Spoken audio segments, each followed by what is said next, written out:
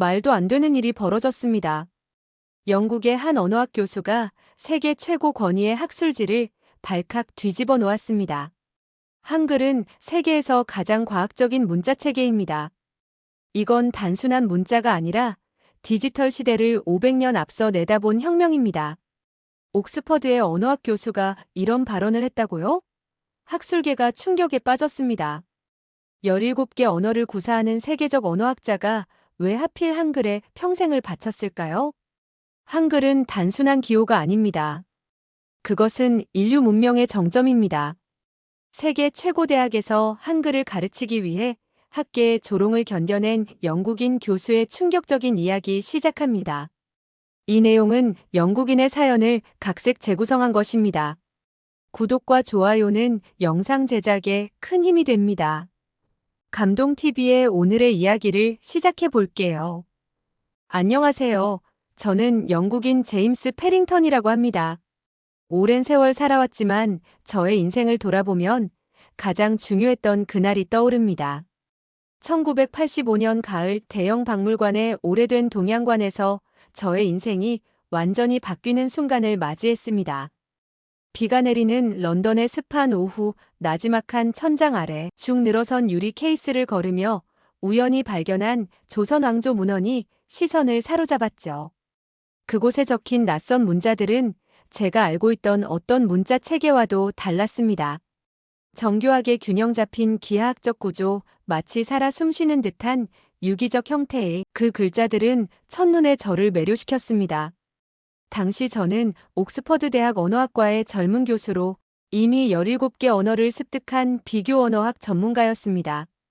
라틴어, 그리스어부터 아랍어, 산스크리트어까지 인류의 다양한 언어를 연구해왔지만 그날 본 문자는 무언가 특별했습니다. 마치 수백 년 전 초상화 속 인물이 제게 말을 걸어오는 듯한 묘한 느낌이었습니다. 박물관 학예사에게 그 문자에 대해 물었더니 한글이라고 알려주었습니다.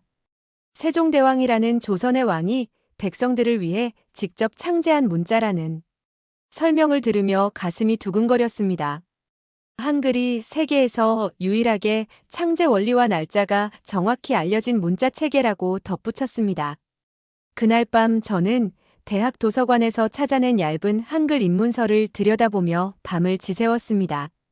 자음과 모음이 모여 하나의 음절을 이루는 독특한 구조, 철저히 과학적인 원리로 설계된 체계성에 점점 매료되었습니다. 언어학자로서 이런 완벽한 문자 체계를 이제야 발견했다는 사실이 믿기지 않았죠. 다음 날 아침 동료 교수에게 흥분된 목소리로 한글에 대해 설명했지만 그의 반응은 냉담했습니다. 그는 동양 언어는 중국어와 일본어로 충분하며 한국어는 아카데믹한 가치가 적다고 말했습니다. 하지만 저는 그의 말에 귀 기울이지 않았습니다. 이미 저의 영혼은 한글이라는 미지의 세계로 향하고 있었기 때문입니다. 한글에 빠져든 이후 저의 일상은 완전히 바뀌었습니다. 매일 아침 6시에 일어나 자정까지 하루 10시간 이상을 한글과 한국어 공부에 몰두했죠. 옥스퍼드의 동료들은 저의 갑작스러운 학문적 방향 전환을 이해하지 못했지만 한글의 아름다움을 알게 된 저에겐 그 어떤 말도 귀에 들어오지 않았습니다. 런던 소호 지역의 작은 한인 식당에서 아르바이트를 시작한 것은 대담한 결정이었습니다. 당시 영국에서 손꼽히는 언어학 교수가 주방 보조로 일한다는 소식은 꽤나 이례적이었습니다. 식당 주인 이 여사는 저의 열정을 높이 사주셨고 매일 새로운 한국어 표현을 가르쳐 주셨습니다. 교수님, 한국어는 물 붓듯이 밑 빠진 독에 물 붓기와 같아요라며 이 여사가 웃으셨던 기억이 납니다. 그 말씀이 얼마나 정확했는지 시간이 지날수록 더 깊이 체감하게 되었죠. 아무리 채워도 끝이 없는 심연과도 같은 언어였습니다. 가장 어려웠던 건 한국 방송 뉴스를 이해하는 일이었습니다. 매일 저녁 6시 뉴스를 녹화해 밤새 반복해서 들었지만 처음 몇 달간은 단 한 문장도 온전히 이해하지 못했습니다. 영국 언어학회의 강연자로 불리던 자신감 넘치는 교수의 모습은 온데간데 없이 사라졌고 초심자의 좌절감만 남았습니다. 어느 날 이 여사의 조언이 생각났습니다. 언어는 머리가 아니라 가슴으로 배우는 거예요. 그 말씀을 곱씹으며 전략을 바꿨습니다.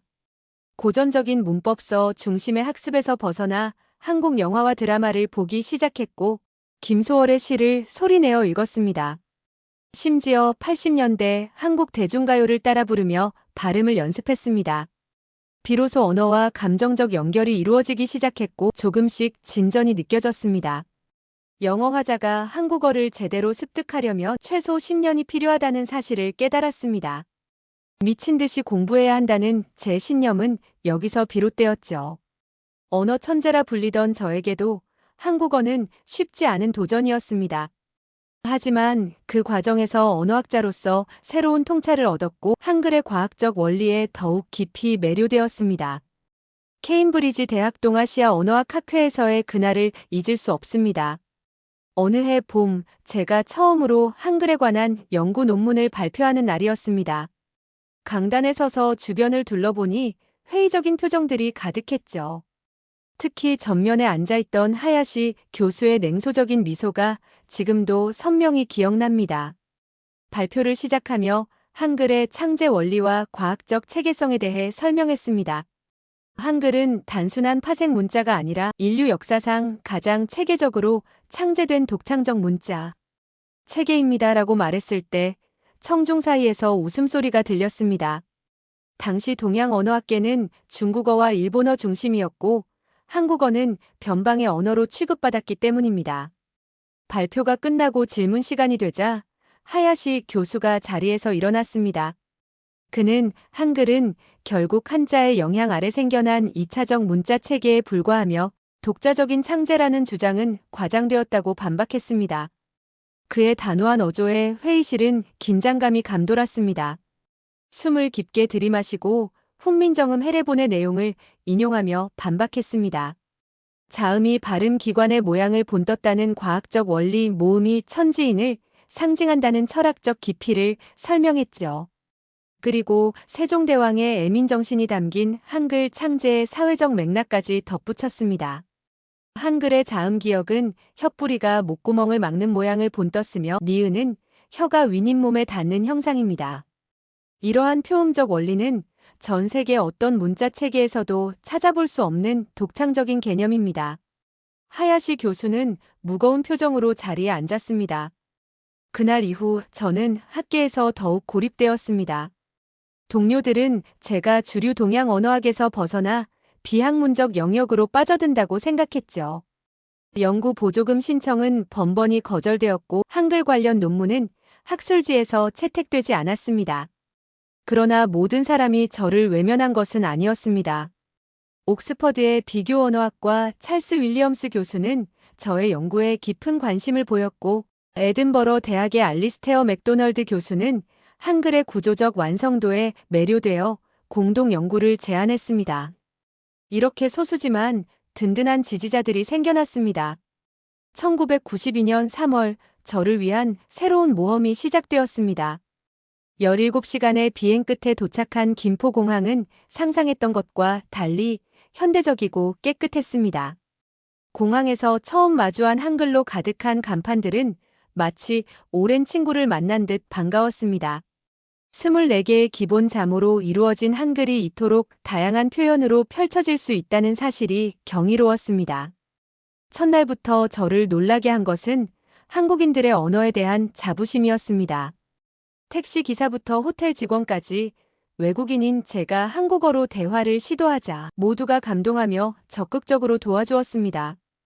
영국 교수님이 우리말을 이렇게 공부하신다니 감사합니다라며 한 식당 주인이 말했을 때 비로소 제 노력이 헛되지 않았음을 느꼈습니다. 서울대학교 언어학과를 방문했을 때의 감격은 말로 표현하기 어렵습니다. 김영수 교수와의 만남은 제 학문적 여정의 전환점이 되었습니다. 그는 제 연구에 깊은 관심을 보이며 훈민정음 원본을 연구할 수 있는 기회를 마련해 주었습니다. 패링턴 교수님의 한글 연구는 외국인의 시각에서 우리 문자의 가치를 재발견하는 소중한 작업입니다라고 김 교수가 말했을 때 온몸에 전율이 흘렀습니다. 가장 감동적인 순간은 규장각에서 훈민정음 해례본의 필사본을 직접 볼 수 있었던 때였습니다. 유리 케이스 너머로 본 그 오래된 문서는 마치 시간을 거슬러 세종대왕님과 직접 대화하는 듯한 느낌을 주었습니다. 그 순간 저는 깊은 깨달음을 얻었습니다.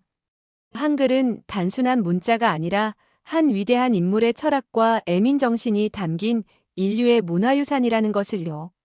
성북동의 한 전통 찻집에서 원로 국어학자를 만났을 때 그는 제게 의미심장한 조언을 해주셨습니다. 한국어 공부는 등산과 같습니다. 정상에 가까워질수록 더 가파른 길이 기다리고 있지요. 이 말의 의미를 온전히 이해하게 된 것은 그날 밤 호텔로 돌아와 창밖으로 서울의 불빛을 바라보며였습니다.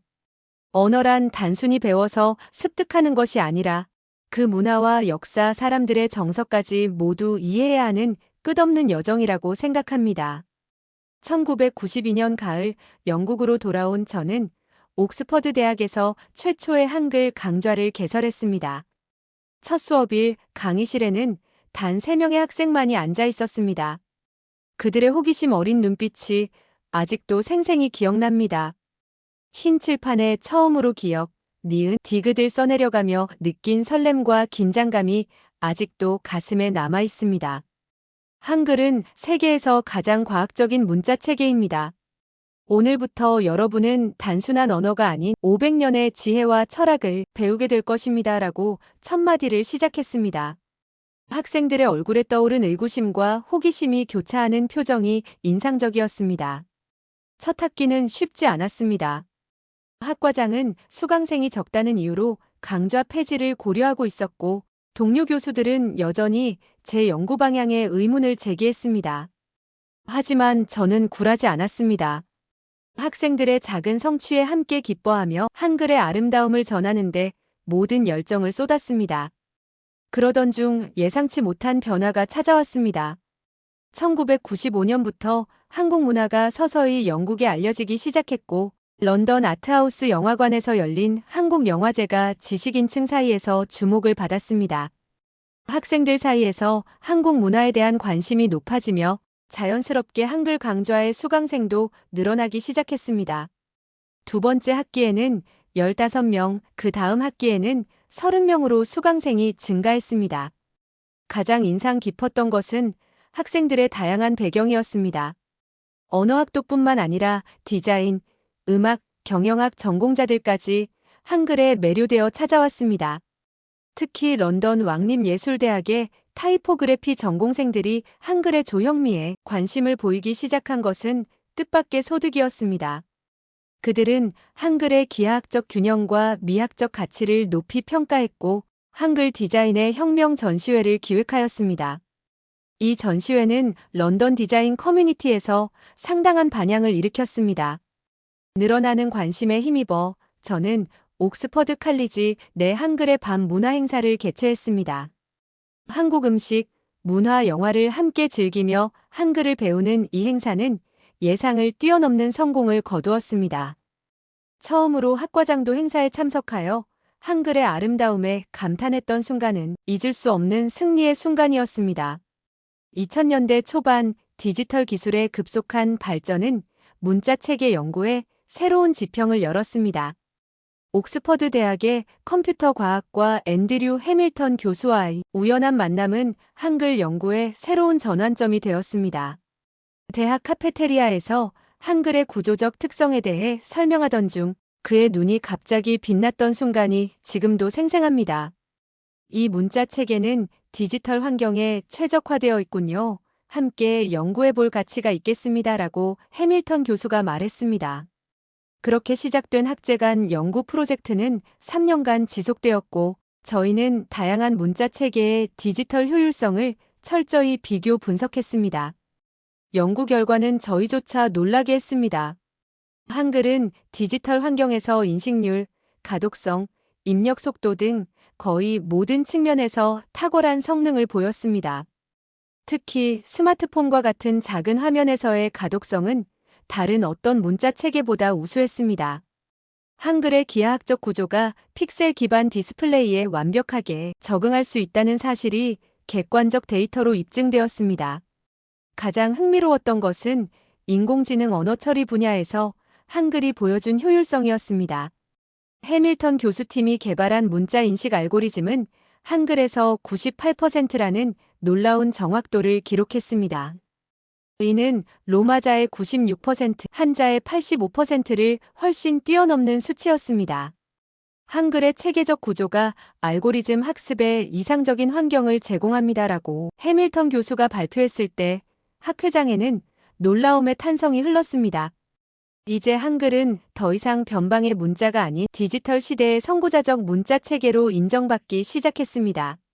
이 연구 성과는 영국 왕립학회지에 21세기 디지털 환경에서의 한글의 우월성이라는 제목으로 게재되었고, 언어학계와 컴퓨터 과학계 모두에서 큰 반향을 일으켰습니다. 이를 계기로 저는 처음으로 국제적인 주목을 받게 되었고, 세계 각국의 학술대회에서 강연 요청이 쇄도했습니다. 영국 디지털 문자학회에서 발표했던 날 한때 저의 연구를 의심했던 많은 학자들이 찾아와 축하의 말을 전했습니다. 그 중에서도 특히 기억에 남는 것은 옛 스승인 로버트 랭커스터 교수의 말이었습니다. 제임스, 자네의 고집이 결국 옳았네. 한글은 정말 미래의 문자로군. 2015년 파리 유네스코 본부에서 열린 세계 문자 심포지엄은 제 학자 인생에서 가장 자랑스러운 순간 중 하나였습니다. 전 세계 88개국에서 모인 언어학자들 앞에서 한글, 인류 공동의 문화유산이라는 주제로 기조연설을 할 기회를 얻었습니다. 긴장된 마음으로 단상에 올라 청중을 바라보았을 때 30년 전 대형 박물관에서 한글을 처음 만났던 그 순간이 떠올랐습니다. 한글은 세종대왕님 한 사람의 발명이 아닙니다. 그것은 인류가 이룩한 문화적, 지적 성취의 정점입니다라고 연설을 시작했습니다. 이어서 한글의 과학적 원리, 철학적 깊이, 그리고 현대 사회에서의 실용적 가치에 대해 설명했습니다. 특히 디지털 시대에 한글이 가진 우수성과 세계 문맹 퇴치에 기여할 수 있는 가능성을 강조했습니다. 연설 이후 몽골의 언어학자 바트사이칸 교수가 제안한 프로젝트는 매우 흥미로웠습니다. 몽골의 소수민족 언어 보존을 위해 한글을 활용하는 방안이었습니다. 몽골의 여러 소수민족 언어는 현재 사용하는 키릴 문자로는 정확히 표현하기 어렵습니다. 그러나 한글의 과학적 체계는 이 문제를 해결할 수 있습니다라고 바트사이칸 교수가 설명했습니다. 이 제안을 시작으로 저는 세계 각지의 소수 언어 보존 프로젝트에 참여하게 되었습니다. 특히 문자가 없거나 사라질 위기에 처한 언어들을 한글로 표기하는 작업은 큰 보람을 가져다 주었습니다. 아프리카의 여러 부족어, 남미의 토착 언어, 심지어 북극권의 이누이트 방언까지 한글은 그 놀라운 유연성으로 거의 모든 소리를 담아낼 수 있었습니다. 옥스퍼드와 서울대학교가 공동으로 시작한 한글 기반 세계 문해력 향상 프로젝트는 저의 학문적 여정에서 가장 의미 있는 작업이었습니다. 이 프로젝트를 통해 우리는 한글의 체계적 구조를 활용하여 문맹률이 높은 지역의 교육 프로그램을 개발했습니다. 특히 문자 체계가 복잡하여 학습에 어려움을 겪는 국가들에서 한글은 놀라운 효과를 보여주었습니다. 유네스코 문화유산 자문위원으로 활동하면서 한글날의 국제적 기념일 지정을 위한 캠페인에도 참여했습니다.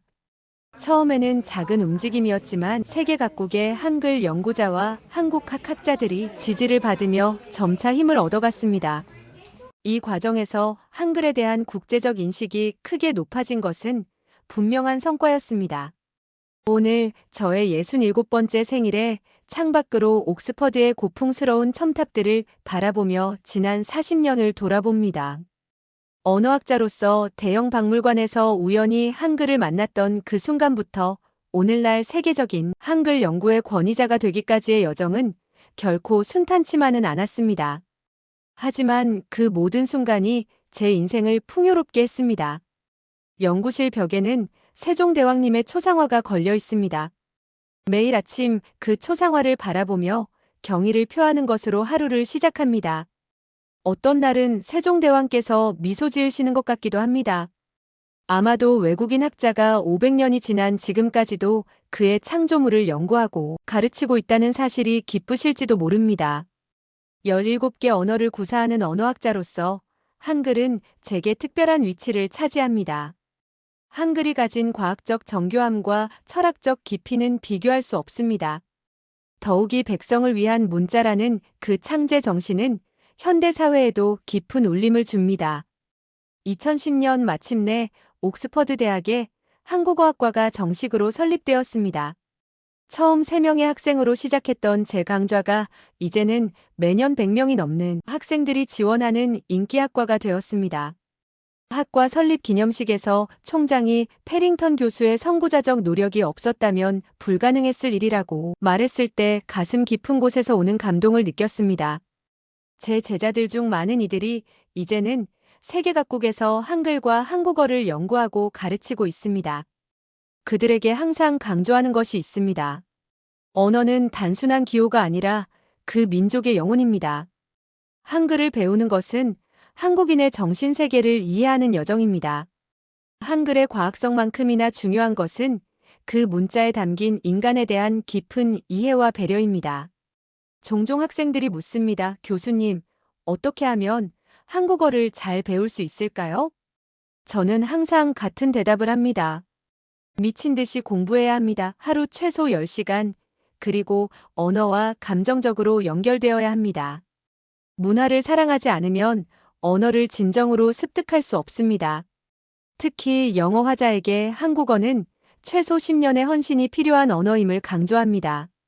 제 최근 연구는 한글의 음악적 리듬에 초점을 맞추고 있습니다. 한글의 자음과 모음이 만들어내는 소리의 패턴이 클래식 음악의 구조와 놀라운 유사성을 보인다는 사실을 발견했기 때문입니다. 바흐의 푸가처럼 한글은 정교한 패턴 속에 무한한 변주를 품고 있습니다. 이 연구는 언어학과 음악학의 경계를 넘나드는 새로운 시도로 학계에 많은 관심을 받고 있습니다. 지금 저는 제 마지막 저서가 될 한글 문자를 넘어선 철학을 집필 중입니다. 이 책에서 평생의 연구 성과를 집대성하여 한글의 역사적, 언어학적, 철학적, 사회적 의미를 총체적으로 다루고자 합니다. 이 작업은 학문적 여정의 완성이자 한글에 대한 깊은 감사의 표현이기도 합니다. 저의 연구실 창문으로 보이는 옥스퍼드의 오후 햇살은 여전히 아름답습니다. 한글과 함께한 이 여정은 제게 단순한 학문적 성취를 넘어 삶의 의미와 아름다움을 가르쳐 주었습니다. 그리고 그 여정은 여전히 현재 진행형입니다. 앞으로 남은 시간 동안에도 저는 계속해서 한글의 아름다움과 가치를 세상에 알리는데 헌신할 것입니다. 왜냐하면 한글은 단순한 문자가 아니라 인류의 지혜와 철학, 과학과 예술이 완벽하게 조화를 이룬 걸작이기 때문입니다. 저의 이야기는 여기까지입니다. 여러분, 제임스 패링턴 교수의 이야기 어떻게 보셨나요? 한글의 과학적 원리와 철학적 깊이에 매료되어 평생을 바친 한 영국 학자의 여정이 참으로 대단했습니다. 애민 정신과 실용 정신, 창조 정신이 녹아든 한글이 이제 세계적으로 그 가치를 인정받고 있습니다.